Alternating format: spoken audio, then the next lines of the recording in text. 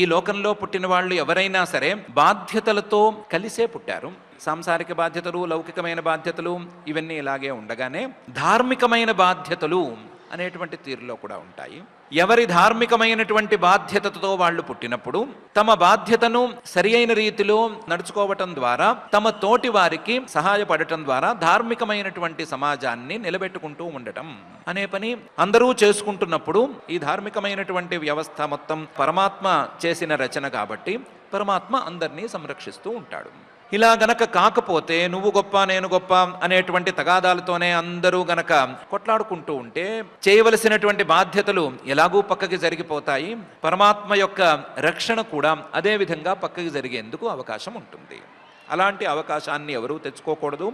ఎవరికి వారు వారి ధార్మికమైన బాధ్యతను నిర్వర్తించాలి. ధార్మికమైనటువంటి సమాజాన్ని సంరక్షించుకోవటానికి కృషి చేయాలి.